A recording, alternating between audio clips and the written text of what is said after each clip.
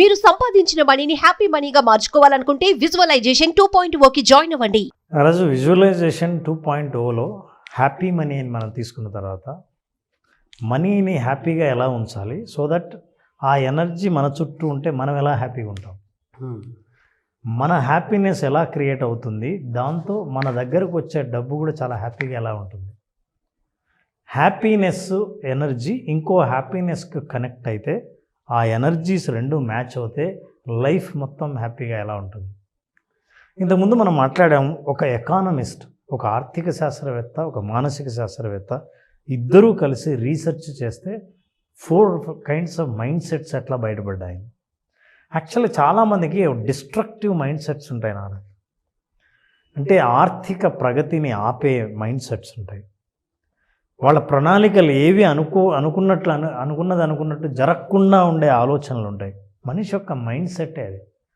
మనిషి యొక్క ఆలోచనలు కానీ, నిర్ణయాలు కానీ, భయాలు కానీ, ఇవన్నీ మనం ముందుకెళ్ళడానికి సహకరించేదిగా అయినా ఉంటుంది, వెనక్కి లాగేదిలా అయినా అయి ఉంటుంది. ఇందులో మనం ఇంతకుముందు మాట్లాడుకున్నాం, the first category total money mind sets 4 ఉంటే ఈ రీసెర్చ్ ద్వారా కొన్ని లక్షల మందిని రీసెర్చ్ చేస్తే అన్ని దేశాల్లో వాళ్ళు డబ్బు గురించి ఎలా ఆలోచిస్తున్నారు అనేది, అంటే మనం ఏదో ఒక ప్రాంతం గురించి మాట్లాడడంలా, ప్రపంచంలో మనిషి అన్నవాడు డబ్బు అన్న మాటని ఎలా అర్థం చేసుకుంటాడు, దాన్ని ఎలా వాడతాడు, ఎలా సంపాదిస్తాడు, ఎలా నిలబెట్టుకుంటాడు, వీటన్నిటి యాంగిల్స్ నుంచి బాగా ఆలోచించినప్పుడు 4 మైండ్ సెట్స్ బయటకు వస్తే, మనం గతంలో మొదటి మైండ్ సెట్ మనీ అవాయిడెన్స్ గురించి మాట్లాడాం. ఈ మనీ అవాయిడెన్స్ వాళ్ళకి ఇన్కమ్ తక్కువ ఉంటుంది, చదువు తక్కువ ఉంటుంది, వాళ్ళు మనీని వద్దంటారు ఎందుకంటే సంపాదించలేకపోవడం వల్ల వద్దంటారు. అయితే మనీ గురించి మాట్లాడిన ప్రతిసారి మనసులో వాళ్ళకి అందరికంటే ఎక్కువ సంపాదించాలన్న కోరిక ఉంటుంది. ఇది కూడా బయటపడింది. మనీని అవాయిడ్ చేస్తుంటే మనీ వద్దంటాడు అని అనుకుంటాం కదా, అవకాశాలు వాళ్ళకి ఏవి కనిపించక వాళ్ళు మనీని అవాయిడ్ చేయడం మొదలు పెడతారు. సంపాదించడానికి వాళ్లకు చేతనైన పనుల్లో సంపాదించే అవకాశాలు లేక మనీని నాకు వద్దు అని దానిలను స్క్రిప్ట్స్గా తయారు చేస్తారు. డబ్బులున్నోడు ఎవడెవడు మనసు ఉండదు, వాడికి అహంకారం ఉంటుంది, డబ్బు లేకపోతేనే ప్రశాంతత ఉంటుంది. నిజమే కావచ్చు, నేను వీటన్నిటిని నేనేం వ్యతిరేకించట్లేదు. అయితే మన స్క్రిప్ట్స్ ఎలా తయారు చేసుకుంటాం, దానివల్ల మన ప్రవర్తన ఎలా ఉంటుందని. ఇంకోటి సైకాలజీలో ఏం కనిపెట్టారంటే, వీళ్ళకు కాగ్నిటివ్ డిస్సోనెన్స్ ఎక్కువ ఉంటుంది. అంటే భావ వైరుధ్యం ఉంటుంది. ఏంటి భావ వైరుధ్యం? నేనేమో డబ్బును అసహించుకుంటా, నువ్వు డబ్బు గురించి ఎత్తితే అది ఎంత ప్రమాదకరమో మాట్లాడతా. మనసులో ఏమో అరే మనం వీడంత సంపాదించలేకపోయామే, ఆ రోజే కనుక దాని మీద పెట్టుబడి పెట్టింటే ఈ పాటికి చాలా అయి ఉండేదే. మనకు చాలా మామూలుగా కొంతమందికి అనిపిస్తారు. ఎవరు తెలుసా, నన్ను ఒకప్పుడు ఈ ల్యాండ్ ఎవరో అడిగితే చాలా చీప్లో వచ్చేది, ఎవరు కొంటారు ఇక్కడ అని నేను వదిలేశాను, ఇప్పుడు చాలా పెరిగిపోయింది తెలుసా, నేనే కనుక కొనుంటే ఈ పాటికి 100 కోట్లు నా దగ్గర ఉండేవి అని చెప్పుకోవడంలో ఉన్న మానసిక తృప్తిని ఆనందిస్తుంటాడు. అయినా అంతంత డబ్బులు మనం ఏం చేసుకుంటాం, money avoidance, people avoid money. ఇది మొదటి కేటగిరీ. రెండవ కేటగిరీ గురించి మనం మాట్లాడదాం ఈసారి. రెండో వాళ్ళు ఎవరంటే మనీ ఫోకస్. దృష్టి అంతా వాళ్ళకి మనీ మీదే ఉంటుంది. ఏం మాట్లాడినా, ఏం చేసినా, ఏ నిర్ణయం తీసుకున్నా, ఏ సంబంధం కలిగి ఉన్నా అన్నీ ఆర్థిక సంబంధాలే. ఆ బంధాలు కానీ, ఆలోచన కానీ, నిర్ణయం కానీ, పని కానీ, ఏదైనా సరే మనకి ఏదైనా ఆదాయం వస్తుందంటేనే పని చేస్తారు. So they will only focus on money. అయితే వీళ్ళ లక్షణాలు ఎలా ఉంటాయి? మనీ మీద ఫోకస్ చేసేవాళ్ళు, మనీని ఆలోచించేవాళ్ళు, ఓపెన్ చేసి ఏదైనా ఒక పని చేస్తే అది మనీ అని అనుకునేవాళ్ళు, వాళ్ళది ఏంటంటే మనీ ఈజ్ పవర్ అని నమ్ముతారు. అసలు ఇంకోటి తెలుసా, వీళ్ళ బిహేవియర్ని అబ్జర్వ్ చేస్తే కొంచెం బాగా కాన్ఫిడెంట్గా ఎవరిని కేర్ చేయనట్టు కనిపిస్తారు. అంటే ఆ రోజు వాడి బ్యాంకులో బ్యాలెన్స్ ఉందని. ఇదే వ్యక్తి సడన్గా బ్యాంకులో బ్యాలెన్స్ అయిపోతే మంత్ ఎండింగ్లోనో డబ్బు లేనప్పుడు, డబ్బు పోగొట్టుకున్నప్పుడు బిహేవియర్ కంప్లీట్గా మారిపోతుంది. Psychological stress. సైకలాజికల్గా ఇతని బిలీఫ్ సిస్టంలో నా దగ్గర డబ్బు ఉందని తెలిస్తే ఇంకెవరిని కేర్ చేయక్కర్లేదు, డబ్బు ఉంటేనే పవర్ నాకు ఉంది అంటే డబ్బు ఉందని అర్థం. అవతల వాడు ఎవరైనా పవర్ఫుల్గా కనిపిస్తున్నాడంటే వాడికి డబ్బు ఉందని అర్థం. మన దగ్గర డబ్బు లేకపోతే మనం పవర్లెస్గానే ఉంటాము అనే నమ్మకం వల్ల వాళ్ళ బలహీనంగా అయినా శక్తిహీనంగా కనిపిస్తారు, పవర్ లేకుండా ఉన్నట్టు కనిపిస్తారు. డల్గా కనిపిస్తారు డబ్బులు లేనప్పుడు. ఉంటే మాత్రం లేని ధైర్యం, లేని బలం తెచ్చిపెట్టుకుంటారు. This people believe strongly money is power. అంటే ఎవడైనా ఏదైనా చేయాలంటే వాడి దగ్గర ఎంత డబ్బు ఉందని చూస్తాడు. పవర్ఫుల్గా ఉండాలంటే మీ దగ్గర డబ్బు ఉండాల్సిందే అని. రెండవది సంతోషం. ఎంత సంతోషంగా ఉంటామంటే ఎంత డబ్బులు ఉంటే అంత సంతోషం. అసలు నీ సంతోషం డబ్బు మీదే ఆధారపడింది. వాళ్ళ చేత గంట వాదించు, సంతోషానికి డబ్బుకి సంబంధం లేదని. గంట సేపు వాళ్ళ వాదన సంతోషానికి డబ్బుకి ఖచ్చితంగా సంబంధం ఉంది, మనం కొనచ్చు సంతోషాన్ని ప్రూవ్ చేయగలరు వాళ్ళు. అంటే వాళ్ళ జీవితంలో బలమైన నమ్మకం ఏంటంటే సంతోషాన్ని డబ్బుతో కొనచ్చు. ఎంత సంతోషంగా ఉండాలనుకుంటే అంత డబ్బు ఉంటేనే అది సాధ్యమవుతుంది అని నమ్ముతారు. అంతేకాదు మనీ బై ఫ్రీడమ్. నా దగ్గర మంచి బ్యాలెన్స్ ఉంటే జాబ్ మానేస్తాను. నీకు ఫ్రీడమ్ కావాలి అని అంటే నా దగ్గర డబ్బు ఉండాలి. నేను మానసికమైన స్వేచ్ఛను అనుభవించాలంటే నాకు బ్యాంక్కి బ్యాలెన్స్ ఉండాలి. సో మనిషి ఫ్రీడమ్ ఎప్పుడైతే, చాలామంది ఫైనాన్షియల్ ఫ్రీడమ్ అంటుంటారు తెలుసా? అవునవును. నేను చెప్తున్నాను రాజు, 90% మందికి ఫైనాన్షియల్ ఫ్రీడమ్ అంటే అర్థం తెలియదు. అది డబ్బుకు సంబంధించిన భాషలో అందరూ మాట్లాడే మాట కాబట్టి ఈ మాటని విరివిగా వాడుతుంటారు, కానీ ఫైనాన్షియల్ ఫ్రీడమ్ అంటే తెలియదు. ఫైనాన్షియల్ ఫ్రీడమ్ అంటే డబ్బులు బాగా ఉండి మనకు స్వేచ్ఛ ఉండడం కాదు, డబ్బుల గురించి ఆలోచించాల్సిన అవసరం లేని స్వేచ్ఛ. మొన్న వెళ్తే పోయి స్టిక్కర్ చూస్తాను నేను. అసలు అలా స్టిక్కర్ చూడాల్సిన అవసరం లేని ఒక వస్తువు గురించి మాట్లాడుతున్నప్పుడు ఆ వస్తువు ప్రయోజనాల్ని ముందు మాట్లాడడం మానేసి దాని ప్రైజ్ ఎంత అని మాట్లాడాల్సిన అవసరం లేని పరిస్థితి ఆర్థిక స్వేచ్ఛ. సో ఆర్థిక స్వేచ్ఛ కేవలం డబ్బు వల్లే సాధ్యమవుతుంది అని అనుకుంటారు. డబ్బు వల్ల సాధ్యం కాదు, అది మానసికమైన స్వేచ్ఛ, మానసికమైంది అది. నీ ఫ్రీడమ్ అనేది మనసుతో రావాలి. ఎంత డబ్బున్నా స్వేచ్ఛ లేని ధనవంతులు కోటాను కోట్లు ఉన్నారు. చాలామంది అంటుంటారు, సెలబ్రిటీస్ కూడా స్వేచ్ఛ అంటే ఏంటి, బాగా డబ్బు ఉంటే ఒక మిరపకాయ బజ్జీ తినండి బయటికి వెళ్ళి, ఒక క్రికెట్ స్టేడియంలో అందరితో పాటు క్రికెట్ చూడండి, నీకు ఎన్ని రెస్ట్రిక్షన్స్. ఇది ఒక ఐడెంటిటీ రెస్ట్రిక్షన్స్. ఇట్లాంటివే చాలా. నేను ఇది చేస్తే బాగుంటుందా, ఒక పెద్ద ఆయన ఉన్నాడు, ఒక పెద్ద సెలబ్రిటీ, ఆయనకి సింపుల్గా బతకడం ఇష్టం, కానీ జనాలందరూ ఆయన్ని గొప్పగా ఊహించుకుంటారు. అతను చాలా రిచ్గా కనిపించాలనే కోరుకుంటాడు. ఏం చేస్తాడు? ఫైనాన్షియల్ ఫ్రీడమ్ లేదు. ఇది యాక్చువల్ ఫ్రీడమ్ అంటే అర్థం చేసుకోవాల్సి. తర్వాత life will be better if I have more money. అంటే నీకు చుట్టూ బాగా ఉండాల్సిన పరిస్థితులు ఉన్నా సరే అతను నా దగ్గర డబ్బు లేదు కాబట్టి ఏం లేదంటాడు. అసలు ఏమున్నాయి? అరే నువ్వు అదృష్టవంతుడు, మీ అమ్మ నాన్న ఇంకా బతుకున్నారు, నీకు ఆరోగ్యం భలే ఉంది, అసలు చాలామందికి లేని జుట్టు నీకు ఉంది, హెల్త్ ఇష్యూసే లేవు, నిన్నందరూ ప్రేమిస్తున్నారు, నీ జీతం నీ ఖర్చులకు సరిపోతుంది, అసలు హ్యాపీగా ఉండొచ్చు, కారు కూడా నీకు వచ్చింది. ఒక ఉంటే ఎంత ఉండాలి డబ్బులు తెలుసా అని ఇవన్నిటిని పక్కన పెట్టేస్తాను. అంటే నిజంగా మనిషి జీవితంలో ఆనందంగా ఉండాల్సిన అవసరం ఎంత ఉందో ఆ సౌకర్యాలన్నీ ఉన్నా డబ్బు లేకపోతే నేను నిజంగా ఆనందం కాదు ఇది అని నమ్మే వ్యక్తి. ఈ నమ్మకాలతో ఉండేవాళ్ళు మనీ ఫోకస్డ్ పీపుల్. వీళ్ళను సెకండ్ కేటగిరీ మనీ ఫోకస్డ్ ఉంటారు. ఇక వీళ్ళ పరిస్థితి ఎలా ఉంటుంది? పోనీ మీరు ఇట్లా అంటున్నారు కదా, మనీ ఫోకస్ ఉంటే మనీ అంతా రావాలిగా, ఎప్పుడు వాడి దగ్గరే మనీ ఉండాలిగా, వాడు అత్యంత ధనవంతుడై ఉండాలిగా. కానీ ఒరిజినల్గా రీసెర్చ్ అలా చెప్పాలి. ఈ మనీ ఫోకస్ ఉన్న వాళ్ళకి నిజం చెప్పాలంటే చాలా తక్కువ ఇన్కమ్ ఉంటుంది. ఆదాయం తక్కువ ఉన్న వాళ్ళే ఈ పరిస్థితిని ఎదుర్కొంటారు, ఇలా ఆలోచిస్తారు.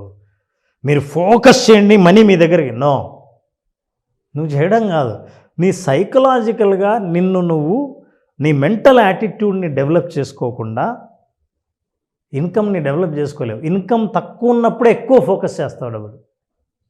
సో ఇన్కమ్ తక్కువ ఉన్న వాళ్ళు, ఈ మనీ ఫోకస్ చేసే వాళ్ళందరూ లో ఇన్కమ్ ఉంటారు, కానీ చెక్ చేసుకోండి. This is a research data. And not only that, less education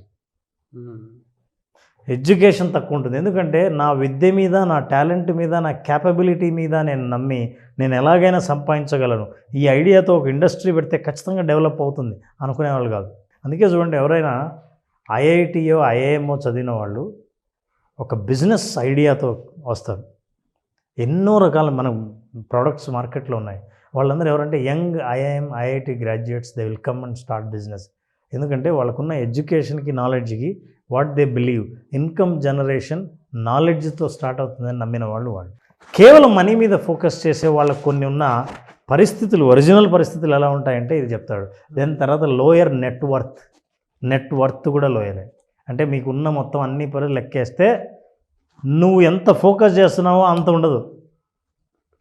so net worth తక్కువ. And finally credit cards and debit cards usage is more.